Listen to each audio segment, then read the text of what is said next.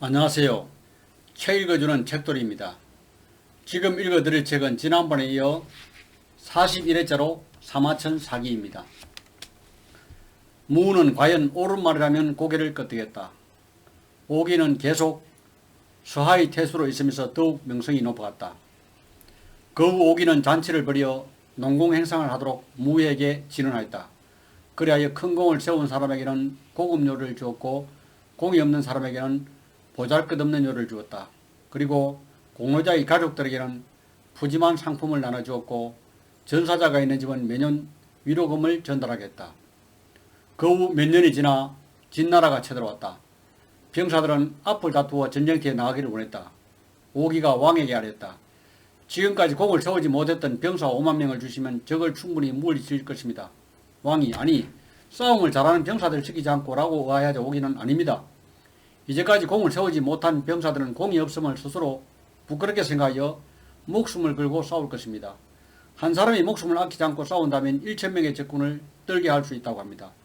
폐하 저에게 맡겨주십시오 라고 대답하였다. 그러자 왕이 5만 명의 공을 세우지 못한 병사를 오기에게 주었다. 과연 그 병사들은 목숨을 걸고 싸워 대성을 거뒀다. 한편 무는 전문이라는 사람을 새 재상으로 임했다. 은근히 재상자를 기다린 오기는 마음이 불편하였다. 그래서 기회를 엿보다가 전문에게 말했다. 당신과 나 두 사람 중 누가 더 공적이 많습니까? 어디 한번 비교해 봅시다. 좋습니다. 전문이 말했다. 오기가 장군으로서 병사들의 사기를 높이고 적국이 넘볼 틈을 없앤 공적은 어느 쪽이 더 많습니까? 라고 묻자 전문은 당신 쪽입니다. 라고 대답하였다. 다시 오기가 그러면 백성들과 친하며 국고를 풍성하게 한 점에서는 어떻습니까? 라고 물으니 전문은 당신 쪽입니다. 라고 말했다. 또 오기가 서하를 지켜 진나라로 하여금 공격을 체념하게 하고 한나라와 조나라를 복종시킨 것은 누구지요? 라고 묻자 전문은 그것도 당신 쪽입니다. 라고 대답하였다. 그러자 오기가 이상 세 가지 모두 내가 뛰어납니다. 그런데 왜 당신이 높은 지에 있는 것입니까? 라고 물으니 전문은 우리 군주께서는 아직 젊고 나라에는 적지 않은 동료가 있습니다. 또한 당신들은 중신들은 진심으로 복종하지 않으며 관리들의 신뢰 또한 확립되어 있지 못합니다. 이와 같은 때에 당신과 나와 어느 쪽이 재상으로 적임자이겠습니까? 라고 되물었다. 오기는 조용히 생각하더니 대답했다. 역시 당신이 적임자입니다. 얼마 후 전문이 죽고 공숙이 재상이 됐다. 공숙은 위나라 공주를 아내로 삼고 건세를 휘둘르는데 오기를 시기하였다. 그러던 중 공숙의 한 가신이 오기를 쉽게 제거할 수 있습니다. 라고 말하였다. 이에 공숙이 어떻게 해야 하는가라고 물었다. 그러자 그 가신은 오기는 우직하면서 명예를 중요시합니다. 재상 어르신께서 무를 만나시면 오기는 혈인입니다. 우리 위나라는 작은 나라이며 이웃에는 강국인 진나라가 있습니다. 오기가 언제까지 우리나라에 있어줄지 걱정이 되어 잠이 오지 않습니다. 라고 말씀드려 보십시오. 그러면 무께서 어떻게 해야 좋으냐고 물으실 것입니다. 그때 이렇게 답하십시오. 공주를 오기에게 시집보내겠다고 말씀하시면 그의 마음을 아실 수 있습니다. 오기가 위나라에 계속 있을 것이라면 응할 터이지만 그럴 뜻이 없다면 사양할 것입니다. 무께서 그리 하겠다고 하시면 오기를 초대해 공주를 주겠다는 무의 뜻을 전하십시오. 그런 후에 사모님과는 오기가 집에 오면 일부러 그가 보는 앞에서 화를 내며 재상 어르신께 욕설을 퍼부으시도록 미리 짜놓으십시오. 그리고 나서 오기를 집으로 데려오십시오. 그러면 오기가 공주를 아내로 맞으며 자기도 이런 대우를 받을지 모른다고 생각하여 오기는 공주를 아내로 맞지 않으려 할 것입니다. 라고 말하였다. 이 결학대로 일은 진행되었다. 와인 오기는 공주가 일부의 재상인 남편 공숙에게 욕설을 퍼붓는 것을 보고 무에게 공주를 아내로 맞지 않겠다고 사양하였다. 이 사건 이후 오기에 대한 무의 신임은 식어갔다. 이에 오기는 두려워하여 위나라를 떠나 초나라로 갔다. 오기에 가득 찬 오기의 최후. 초나라 도왕은 이미 오기의 명성을 익히 듣고 있던 터라 적시거를 재상으로 중요했다. 오기는 법령을 제정하고 그것을 강력히 시행했으며 필요없는 관직을 폐지하고 왕의 인척들의 관직을 박탈하였다. 그리고 그로부터 생긴 여유자금은 군대 양성 비용으로 돌렸다. 또한 강병책을 추진하고 유색객들의 가문이슬을 타파했다. 드디어 병력이 강해지자 남으로 100여를 평정하고 북으로 진나라와 제나라를 병합화시켰으면 삼진을 물리쳤다. 그리고 서쪽으로는 진나라를 쳤다. 그래야 초나라는 강대국으로서의 이름을 크게 떨치게 됐다. 그러나 오기에게 관직을 빼앗긴 왕의 친척들은 보복만을 노리고 있었다. 마침내 도왕의 죽음을 계기로 하여 그들은 반란을 일으켰다. 반란군에 쫓긴 오기는 마지막으로 도왕의 시체가 있는 곳으로 도망하여 그 위에 엎드렸다. 드디어 반란군이 오기를 발견하고 화살을 무수히 쏘았다. 화살은 오기를 죽게 만들고 왕의 시체까지 박혔다. 도왕의 장례에 끝내자 태자가 즉위하자 곧바로 영윤에게 오기를 죽이고 도왕의 사체에 화살을 쏜 자들을 조사하도록 명하여 그들 전원을 사형에 처하게 하여 모두 76세가 몰살되었다. 태사공은 말한다. 세상에서 변법과 용병을 논하는 자들은 모두 손자 13편과 5개의 변법을 말한다. 이 두 책은 세상이 많이 알려져 있으므로 다시 자세하게 설명하지 않고 그들의 행적과 공적에 대해서만 논의하였다. 속담에 실행에 능한 사람에게 해서 꼭 말에 능한 것도 아니고 말에 능한 사람에게 해서 반드시 실행에 능한 것은 아니다라고 하였다. 손빈이 방언을 격파한 기력은 뛰어난 것이었으나 그 전에 형벌을 당하는 전환에서 자신을 구해내지는 못하였다. 오기는 무에게 지형의 형감이 임금의 덕행만 못하다고 설득하였으나 그가 초나라에 생한 일은 각박하고 모른정하였기 때문에 목숨을 잃었던 것이다. 참으로 슬픈 일이로다. 23. 상군열전. 자신의 욕망을 능히 절제하는 것을 강하다고 한다. 채용하지 않으려면 죽이라. 상군은 이누나라 왕의 첩의 아들이었다. 이름은 앙이고 성은 공손치이며 조상의 본래 성은 희였다. 그는 젊은 시절부터 혁명학을 배웠으며 위나라 국상 공숙자의 중서자로 있었다. 공숙자는 상황의 재능을 일찍부터 알고 있었는데 아직 왕에게 추천하지는 않고 있었다. 그러던 어느 날 공숙자가 병에 걸리자 위나라 해왕이 문병을 왔다. 그대에게 일이 생기면 나라를 장차 누구에게 맡겨야 좋겠는가? 해왕의 물음에 공숙자는 상황을 추천하였다. 저의 중수자 중에 공손양이라는 사람이 있습니다. 이는 아직 젊지만 매우 뛰어난 재능이 있습니다. 이 사람에게 모든 국정을 맡겨도 좋다고 생각합니다. 그러나 해왕은 아무런 말도 하지 않았다. 잠시 후 해왕이 돌아가려 하자 공숙자가 정색하며 말했다. 만일 그를 채용하시지 않으신다면 그를 죽여 없애야 합니다. 왜냐하면 다른 나라로 가지 못하게 해야 합니다. 해왕이 알았다는 듯이 고개를 끄덕이고 돌아왔다. 공숙자는 곧 상황을 불렀다. 지금 왕께서는 다음 재상으로 누가 좋으시냐고 물으셔서 자네를 추천했네. 그러나 왕께서는 아무래도 찬성하지 않는 눈치였네. 나로서는 먼저 주군을 생각하고 그 다음에 신하를 고려함이 당연하다네. 나는 만일 자네를 쓰지 않으려면 죽여야 한다고 말했네. 그러자 왕은 고개를 끄덕거렸네. 그러니 자네는 잡히기 전에 빨리 피하는 것이 좋을 듯하네. 그러나 상황은 도망치려 하지 않았다.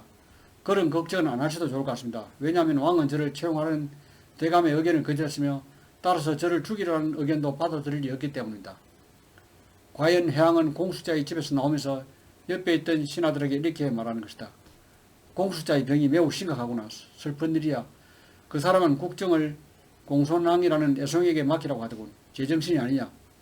그 후 공숙자가 죽었다. 한편 이때 진효공은 나라 안팎에 포금을 내려 인재를 구하여 목공의 위협을 제한하고자 준비하고 동쪽으로 위나라에 빼앗긴 영토를 수복하려 했다. 상황은 그 소문을 듣고 진나라로 가서 효공의 신임의 두터운 경감의 소개로 효공을 만날 수 있다. 상황 오제의 길과 패자의 길. 효공을 만난 상황은 오랜 시간 동안 이야기를 하였지만 효공은 자주 돌면서 듣지 않다. 상황이 물러가자 효공은 그를 소개했던 경감을 불러 꾸중을 했다. 그대가 소개한 사람은 미친 사람이 아닌가? 어찌 그런 사람을 등용시킬 수 있단 말인가? 경감은 집으로 돌아가 상황을 몹시 책망했다. 그러자 상황은 저는 오제의 길을 말씀드렸는데 그 뜻을 잘 알아듣지 못하신 것 같습니다. 하고는 5일 후 다시 효공을 만나보고 싶다고 했다. 다시 왕을 만난 상황은 지난번보다 더 많은 이야기를 했다. 그러나 역시 효공의 마음에 들지 않았다. 얘기를 마친 효공은 다시 경감을 꾸짖고 경감 역시 상황을 또다시 책망했다. 상황은 말했다. 이번에는 사망의 길에 대해 말씀드렸는데 납득하지 못하셨습니다. 한 번 더 뵐 수 있게 해주십시오. 그래야 또다시 효공을 만나겠다. 그런데 이번에는 상황의 말에 상당히 궁금한 듯했다. 그렇지만 상황을 채용하겠다고 말하지 않았다. 상황이 물어나자 효공이 경감을 불러 말했다. 그 사람 괜찮아. 제법 얘기가 통하더군. 상황이 경감하게 말했다. 이번에는 패자로서의 길로서 효공의 권한인데 마음에 들어 하셨습니다. 다시 한번 뵙게 해주십시오. 대왕의 생각이 무엇인지 알았습니다. 그래야 네 번째 만남을 졌다. 효공은 얘기에 깊이 빠져서 논의가 며칠에 걸쳐 계속되었으나 싫어하는 기색이 전혀 없다. 경감이 이상하게 생각하여 상황에 물었다. 우리 왕께서 무척 기뻐하시는 모습인데 도대체 어떻게 된 곡절인가? 그러자 상황은 웃으며 대답하였다. 저는 처음에는 제왕의 도리를 설명하고 하은주 사망조의 치세와 어깨를 겨룰 만한 이상정치의 신을 말씀드렸습니다. 그랬더니 대왕께서는 그것은 너무 시간이 걸린 일이다. 나는 도저히 그때까지 기다릴 수 없노라. 현명한 임금이란 자기가 살아있는 동안에 그 명성을 천하에 드날린다. 어떻게 100년 후에 제왕으로 인정받기 위해 이상적인 정치만 하고 있겠는가 라고 하셨습니다. 그래서 저는 대왕에게 부국강병책을 설명드렸더니 비로소 크게 기뻐하셨습니다. 다만 그것은 어느 나라와 두 나라의 덕치와 비교할 수 없습니다. 계획이냐 보수냐. 효공은 드디어 상황을 신임하여 중용하게 됐다. 그러나 나라의 정치는 여전히 보수적인 기족들이 잡고 있었고 백성들도 법에 대해 전혀 알지 못했다. 상황은 전격적으로 법을 개혁하여 부국강병책을 추진하려 했으나 천하의 언론을 두릅하여 이에 상황이 효공을 설득하였다. 행동을 주저하면 명성을 얻지 못하고 일을 하는 데서 머뭇거리면 공을 이룰 수 없습니다.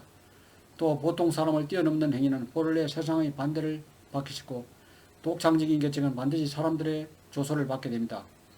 어리석은 자는 이미 완성된 일에도 분별이 없지만 현명한 사람은 아직 일어나지 않은 일도 능히 알 수 있습니다.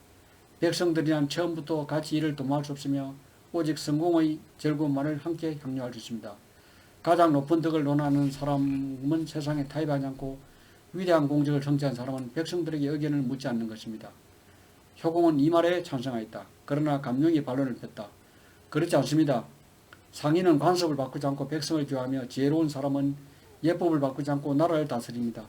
관습에 따라 교화할 수 있으며 수고로움이 없이도 공을 이룰 수 있고 예법에 따라 다스릴 수 있다면 관리들도 약속하고 백성들도 평안합니다. 상황 이를 반박하였다. 감룡의 말은 세속의 속설일 뿐입니다. 범인들은 옛 습속에만 의지하며 학자들은 옛 전문에만 집착합니다. 이 두 부류의 사람들 하여금 관리를 하도록 하고 법을 지켜야 하는 것은 가능하지만 이 사람들과 법을 만드는 것 위의 일을 해낼 수는 없습니다. 하은조의 3대는 예교가 서로 달랐지만 왕업을 이루었고 오패도 법제가 서로 달랐지만 폐업을 이루었습니다. 이번에는 투자가 반론을 제기했다. 100배의 이로움이 없으면 법을 바꾸지 아니하며 10배의 편리함이 없이는 옛 도구를 바꾸지 않습니다. 옛법을 따르는 것은 과거 아니며 옛 예교를 준수하는 것 역시 잘못이 아닙니다. 상황이 다시 말했다. 시세에 한 가지 방법만 존재하는 것은 아니면 국가를 이롭게 하는 것은 반드시 옛날을 본받을 필요가 없습니다. 그러므로 탕왕과 모왕은 옛것을 따르지 않아도 천하의 왕자가 되었으면 반면 하나라와 은나라는 예를 바꾸지 않았기 때문에 결국 망했습니다. 옛 제도에 반대한다고 해서 모두 비난을 받는 것은 아니며 옛 예교를 준수한다고 해서 찬명받을 만하지 않습니다. 상황의 이 말에 효공은 매우 좋은 말이요 라고 동의했다. 효공은 상황을 자서장으로 임명하고 마침내 변법의 명령을 내렸다. 상황의 법, 위수를 피로 물들이다. 법령은 다음과 같이 규정하였다. 백성들을 조직하여 10집을 시불하고 5집을 오로하였다. 한 집이 법을 어기면 9집이 고발하고 고발하지 않으면 곧 모든 집에 연자법을 적용하였다. 간사한 자를 고발한 사람은 혀를 자른 형벌에 처하고 나쁜 짓을 한 자를 고발한 사람은 적의 머리를 벤 자와 같은 상을 내렸다. 나쁜 짓을 한 자는 적에게 항복한 사람과 같은 벌을 받도록 하였다. 백성들 가운데 2사람 이상의 성낸 남자가 따로 분고하지 않은 자는 부세를 2배로 하였다. 군공이 있는 사람은 각각 그 공의 크고 작음에 따라 벼슬을 받고 사사로이 다툰 자는 각각 그 경중에 따라 형벌을 받았다. 농업 생산과 방직에 힘써 양국을 풍성하게 수확하고 면을 정산한 사람은 본인의 부역과 부세를 면제받도록 하였다. 반면 상공업에 종사하여 게을러서 가난한 자는 전부 체포하여 관청의 노비로 삼았다. 군주의 친척이라도 군공이 없으면 심사를 거쳐 족보에 올릴 수 없게 하였다. 또한 좀비기충과 자기 복로 그리고 등급을 명확히 하였고 등급 반열에 의하여 토지의 집의 점유에 차등을 두었다. 법령은 이미 완비되었지만 아직 공포되지 않았다. 백성들이 믿지 않을 것을 염려하였기 때문이었다. 그리하여 3장 높이의 나무를 도성시장의 나문 앞에 세워두고 상금 시금을 걸고 이 나무를 북문으로 옮기는 사람에게 주겠다고 하였다. 그러나 백성들은 이상하게 생각하고 아무도 옮기지 않았다. 그래서 다시는 옮기는 사람에게 5시금을 주겠다고 규정하였다. 이때 한 사람이 나무를 옮기자 즉시 그에게 5시금을 줬다. 이렇게 하여 나라가 백성을 속이지 않는다는 사실을 밝히려 했던 것이다. 그런 연후에 드디어 법령을 공포하였다. 법령이 공포되어 시행된 지 1년이 지나자 국도에 사는 진나라 백성들을 중 새 법령의 불평을 말한 사람이 1000명이 넘었다. 이때 태자가 법을 어겼다. 상황은 법이 지켜지지 않는 것은 윗사람부터 그것을 어기기 때문이다 라며 태자를 처벌하려 했다. 이상으로 책 읽기를 마치겠습니다.